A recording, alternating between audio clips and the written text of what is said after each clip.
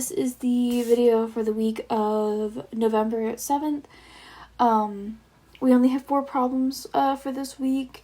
1 and 2 I put on the sides, you can see here. So 1 and 2 are from your notes from 8.4, and 3 and 4 are from 8.8. So we're just going to jump in onto number 1 is to solve each formula for the indicated letter. We have a equals 4 pi r squared. We're wanting to solve for r. That means we want to get r on one side. So by that you can see the first step I did here by dividing by 4 pi from both sides. That gets you a over 4 pi equals r squared, right? Now how do we get rid of that square, right?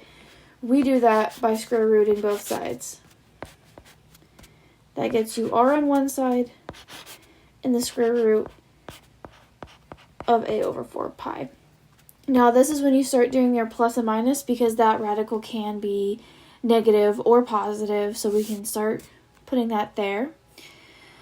A way to simplify this, I'm just going to show another way you can write this problem. You can also have that equals the same thing as the square root of a over the square root of 4 pi. And by doing it, the simplifying, I'm just going to show here what you're doing. And you'll just kind of have to trust me on simplifying and stuff. You should be getting it to this part, which I'm going to put down here. Through all this simplifying, you should be wanting to get to plus or minus. We have a square root of a pi over 2 pi equals r. I'm going to trust you simplified this to get to here. Again, if you do need help with that, just let me know, but that is where you should get to here. And what this answer means is that r equals either negative square root of a pi over 2 pi, or it equals just the positive version of that. So that's all you need for this answer here. You're wanting to get that r to one side.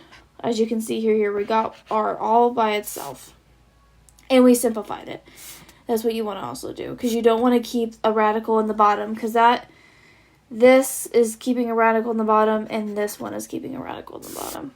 Alright, so number 2 is pretty similar to number 1. However, it does not say what letter to solve the formula for the indicated letter, and it just says a equals 6s squared. For this one, we're just assuming that they're wanting us to simplify to s. We want s on its own. So I kind of showed the first step here. You divide both sides by 6. By doing that, you have s squared on one side, and then you have an a over 6. And again, just like we did in number 1, to get rid of that square, we are going to square root both sides. So s is by itself now. It's out of that square, and we are left with a over the square root of a over 6, and that is when that plus or minus starts to go, because again, that could be a positive or negative answer. So from here again, we actually have this like the beginning, or the problem number 1, right? This is the same thing as the square root of 8 over the square root of 6. So we do the same thing. I'm going to let you figure out the simplifying on that one, because it is some good practice of having to get that radical out of the bottom. And through that simplifying, right, we're going to get to this part. You should be able to see that you get the square root of 6a over 6 equals s. So we have s by itself. This is in its simplest form, right? So from there, we have s equals we can do the negative first, right?